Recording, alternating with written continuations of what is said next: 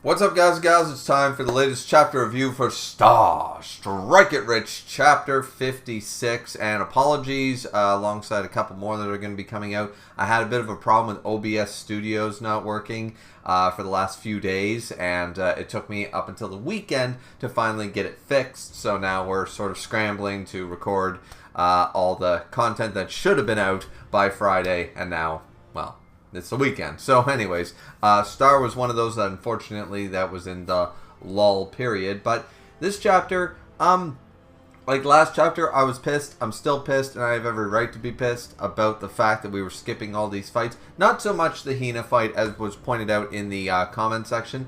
Yeah, that one was going to be a bit of a wash, but we hadn't seen the other combatants. So rounds 1 and 2, I argue we should have seen full-on fights. So... And the only reason I also say this is because it's a double standard. Most people who are reading Star Strike It Rich are also reading Kengan Omega. But the majority of people reading Kengan Omega do nothing but complain. So, fact of the matter is, if this same thing were to happen, and it has happened in Omega, it got nothing but flack for it. So I'm just, it's equality here, I don't care that it's two different manga. They're by the same guy, two fighting mangas, and if you're going to say that this is a bad writing thing here, then it obviously translates to a bad writing thing here. You don't get to cherry pick, right? So, in that same sense. However, this fight so far, I'm liking the choreography. This chapter, though we skipped 3 fights in a row, and I'm disappointed by that, I will say that this one is quite action-packed, and it is very much a they fight chapter.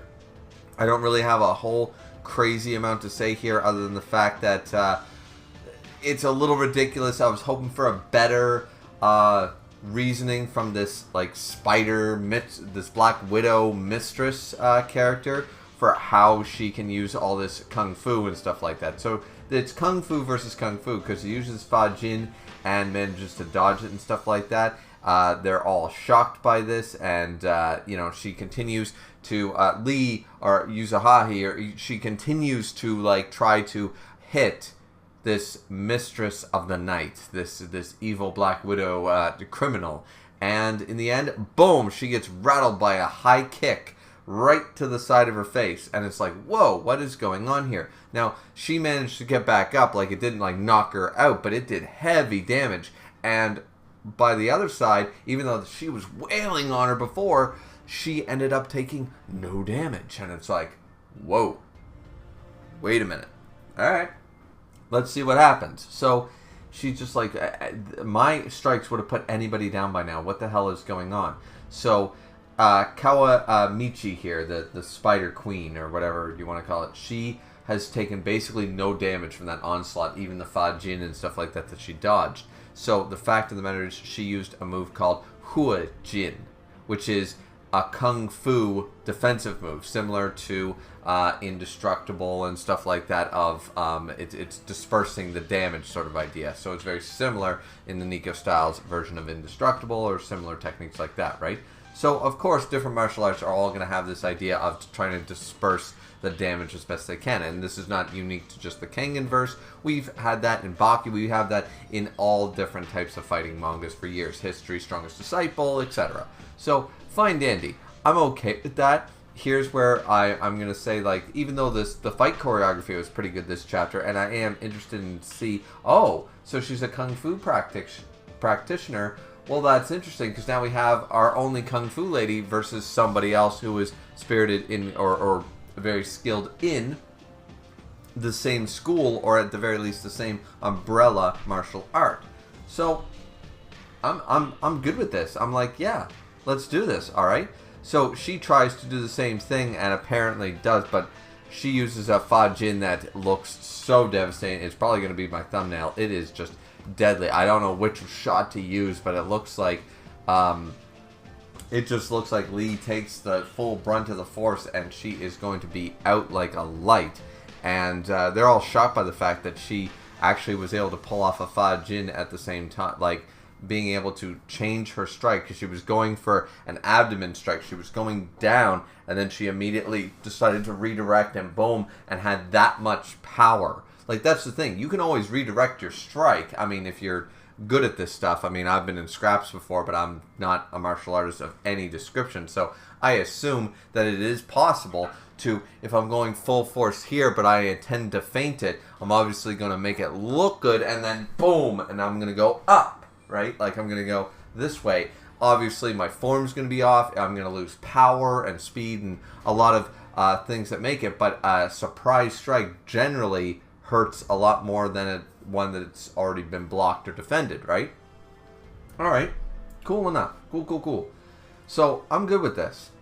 However, outpacing Yuzuha or Li in Chinese martial arts. And it's like, wait a minute now. She's getting kind of crazy, and it looks like that this is going to be a wash anyways, which is why my argument to, even if the other fights were similar to this, more of a beatdown than anything else, we still should have been able to see the cool choreography of the fights. Don't set up, hey, we got 5 fights on the docket, let's get cooking, and then all of a sudden, oh, by the way, we're skipping the appetizers, we're skipping all the courses, we're going to the main course, and it's like, but what about my appetizers? What about my salad? What about my soup? You know what I mean? Like, if I pay for a 5-course or a 7-course meal, you don't get to skip that shit. I don't care how delicious the main course is. I want my appetizer. You know what I'm saying? So, this is still a well done fight in this regard and stuff like that. And I keep forgetting her name and stuff like that. But the Black Widow woman, she decides to go and full on and saying playing games, and I figured that she was sort of fainting, she was playing dead, and she immediately recognizes this. Yuzuha has been playing dead the entire time, and but she was not tricked, she was not fooled, and she managed to use like a blocking technique sort of idea, so they both sort of come out, neither one winning, so to speak, but enough to like, alright, I gained some distance sort of idea. And she immediately says, really? You thought I would not notice that you were still like the bloodlust coming after you and stuff like that? And you've also been using Hua Jin, which is, of course, the move that she was using to redirect the Fa Jin and like take that onslaught, but to disperse all the damage.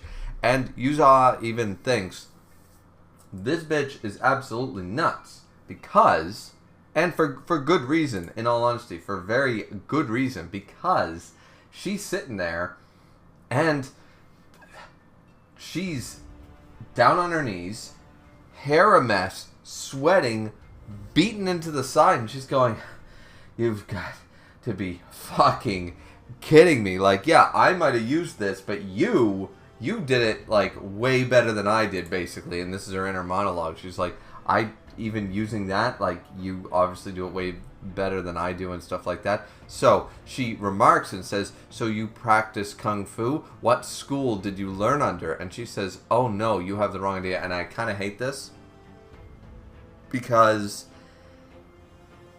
we already have a genius in Hina sort of idea, like she's just that fucking good. We already sort of have this type of character, so I'm not the biggest fan of this. It could go somewhere, so I'm not gonna like boom, 2 thumbs down, this sucks or anything like that. But I'm not a fan of it. I'll just straight up say it.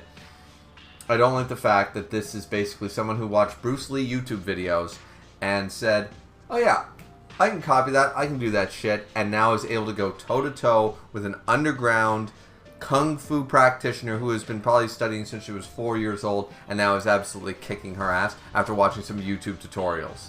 You know, this is the world we live in because I am the guy who has to go around and correct people's, they're gonna burn their fucking house down because they watched a YouTube tutorial on how to wire their house or their garage or their shed or whatever, and I'm the guy who goes there and goes, holy shit, how did you not have a fire already? And then I have to fix it, right? So in this world where we deal with that type of person, this is basically giving the middle finger to the, oh, you can absolutely have 10 years, why not just watch a YouTube tutorial on brain surgery while you're at it? You don't need 10 years of medical school and 10 extra years experience. Fuck that. Poke it to my brain. Let's see what happens.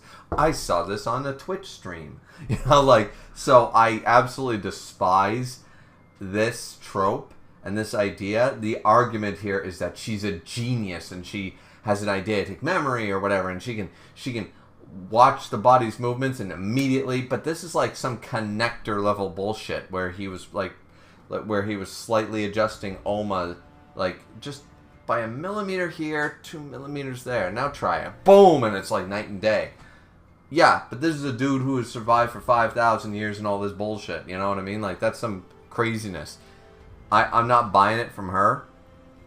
So, you know, she watched a couple of martial arts movies and now she was able to fucking fight toe-to-toe like this. Like, I can believe that she would pick up some stuff and be able to beat up an untrained person or an amateur. But this makes no fucking sense. And then Yuza is even, like, shaking by this. She's like, wait a minute. She's not actually a kung fu practitioner. She literally learned all this from watching YouTube or like Bruce Lee films.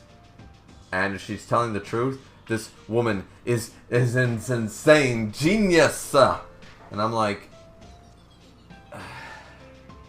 I'm not buying it. I'm sorry. We did not need this. We did not need this. You could have easily done this so many other ways. And I'm just, as I said, I don't mind the fight. The fight choreography is cool. And having Kung Fu versus Kung Fu is also very cool. What I don't like is the explanation that this bitch is basically the connector level of fucking the woman's underground ring. And she did it by having a boyfriend who is into like some Bruce Lee films. And all of a sudden she's like this powerful. I'm like, no. You know what I mean? Like, even if you could watch a few Jackie Chan or Bruce Lee or Jet Li films and you could copy those moves flawlessly, you'd still get your ass kicked by a professional fighter.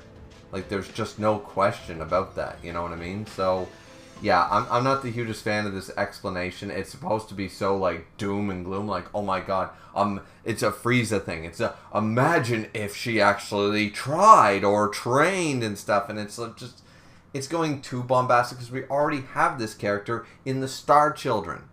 Specifically Hina, but in other amounts of the Star Children. We already have these prodigies that were taken to the Bloody Monday school and fucking raised to be these ultimate friggin' Death Note meets fucking Baki meets fucking Goku. You know? We already have this.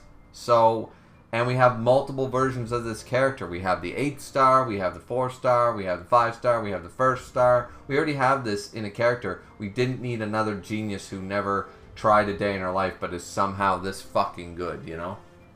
So I'm not, even though I like the fight choreography, not a fan of the explanation on why she's so good. But that's it for me. What do you guys think? Let me know down in the comment section down below. Don't forget to like, comment, and subscribe as always, and we'll see you guys back here next time for the next chapter. Chapter 57 of Star, Strike It Rich. I still am looking forward to it because, as I said, the fight choreography is great. I just not, and the impact of the Fajins and all that stuff is really good.